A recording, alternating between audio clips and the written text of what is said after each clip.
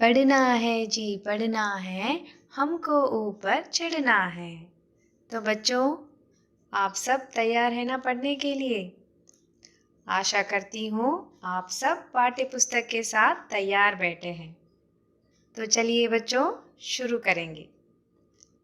पिछली कक्षा में अध्यापक और विद्यार्थी पाठ का विवरण पढ़ चुके हैं। तो आज का विषय क्या है?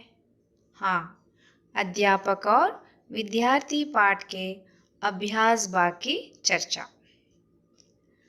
आप भी मेरे साथ हर एक प्रश्नोत्तर को दोहराइए और गृह कार्य के अनुसार अगर आप पाठ पढ़े हैं तो आसानी से मेरे साथ उत्तर बता सकते हैं। अभ्यास भाग की ओर ध्यान दीजिए।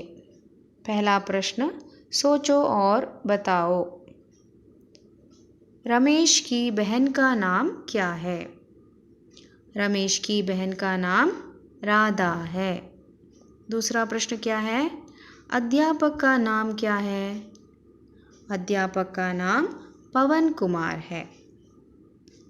तीसरा प्रश्न, रमेश का घर कहाँ है? रमेश का घर विजयनगर में है। अब दूसरा मुख्य प्रश्न, उत्तर लिखो। उसके नीचे पहला प्रश्न देखिए, राधा कहाँ पढ़ती है? राधा सरकारी स्कूल में पढ़ती है। रमेश के बड़े भाई का नाम क्या है? रमेश के बड़े भाई का नाम सुहास है। अब तीसरा प्रश्न पढ़िए, अध्यापक का घर कहाँ है? कहाँ है? अध्यापक का घर विजयनगर में है। चौथा प्रश्न पढ़िए, रमेश के पिताजी क्या काम करते हैं? रमेश के पिताजी वकील हैं। बच्चों, तीसरा मुख्य प्रश्न पढ़िए। पढ़ो, समझो और लिखो। तो सबसे पहले नमूना पढ़ूंगी। अध्यापक, अध्यापिका। अध्यापक शब्द से किस जाति का बोध होता है? पुरुष जाति का बोध होता है। और अध्यापिका शब्द से स्त्री जाति का बोध होता है।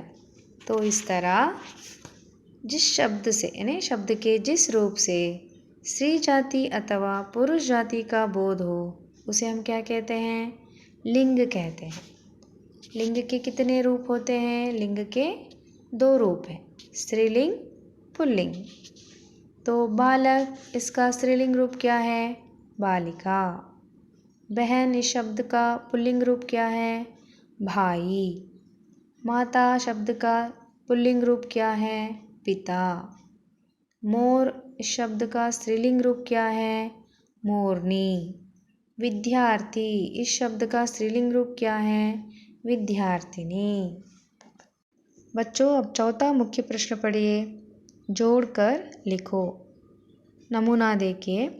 गुरुजी पाठशाला, अर्थात गुरुजी पाठ पढ़ाने का काम कहाँ पर करते हैं? पाठशाला में। वकील की वकालत कहाँ पर होती है? न्यायालय में। किसान हल जोतने का काम कहाँ पर करता है?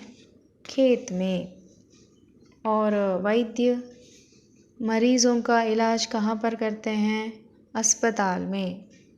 उसी तरह व्यापारी गण सामान की बिक्री कहाँ पर करते हैं? दुकान में बैठकर। और सिपाही देश की रक्षा करने सेना में भर्ती हो जाते हैं।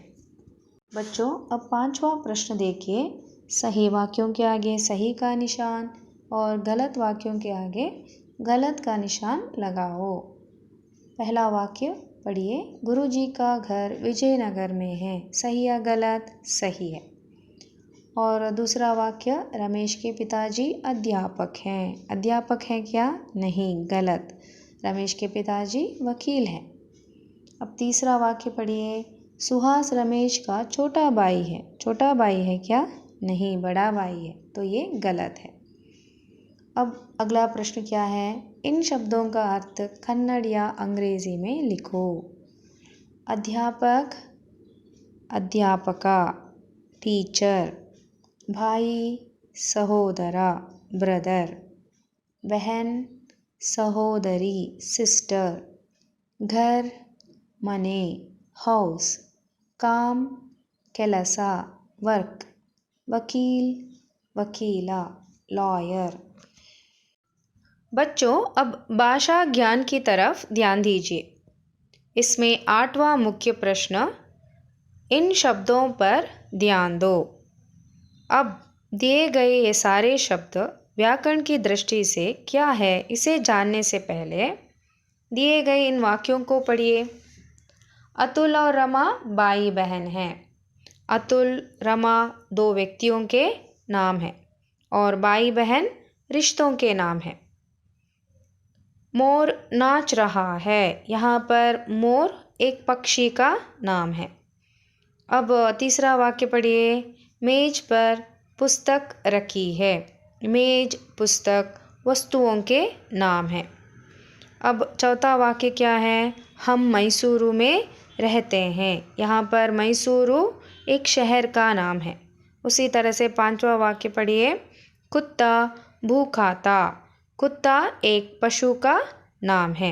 इस तरह प्रत्येक व्यक्ति, पशु, पक्षी, वस्तु, स्थान का अपना नाम होता है और इसी नामबोधक शब्द को संज्ञा कहते हैं, यानी अंग्रेजी में नाउन कहते हैं। अब फिर से परिभाषा को दोहराइए। किसी व्यक्ति, वस्तु, पशु, पक्षी, स्थान, रिश्ते, गुण या भाव के नाम को संज्ञा कहते हैं। अब अभ्यास में जो शब्द दिया गया है उन शब्दों की तरफ ध्यान दीजिए। उन शब्दों को पढ़िए, जैसे राधा, रमेश, घर, सरिता, विद्यार्थी, विजयनगर, वकील।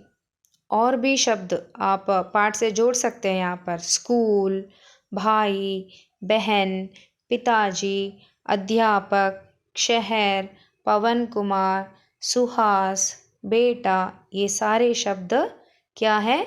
संज्ञा है। बच्चों, अब 10वां प्रश्न देखिए। अन्य वचन रूप लिखो। तो वचन किसे कहते हैं? शब्द के जिस रूप से संख्या का बोध हो उसे हम वचन कहते हैं। तो वचन के कितने भेद होते हैं? वचन के 2 भेद हैं। शब्द के जिस रूप से उसके एक होने का बोध होता है तो उसे हम एक वचन कहते हैं, और शब्द के जिस रूप से उसके अनेक होने का बोध होता है तो उसे हम बहुवचन कहते हैं। जैसे एक वचन के लिए एक उदाहरण, पत्ता हिल रहा है। पत्ता एक वचन, तो इसे बहुवचन में लिखिए, पत्ते हिल रहे हैं। तो पत्ता इसका बहुवचन रूप क्या है? पत्ते। तो उसी तरह यहाँ पर जो शब्द दिया गया है इन शब्दों का अन्य वचन रूप लिखो। घर, इसका अन्य वचन रूप घर। पत्रिका एक वचन में है तो इसका बहुवचन रूप क्या है? पत्रिकाएं। बच्चा, इसका बहुवचन रूप क्या है? बच्चे। शहर, इसका बहुवचन रूप क्या है?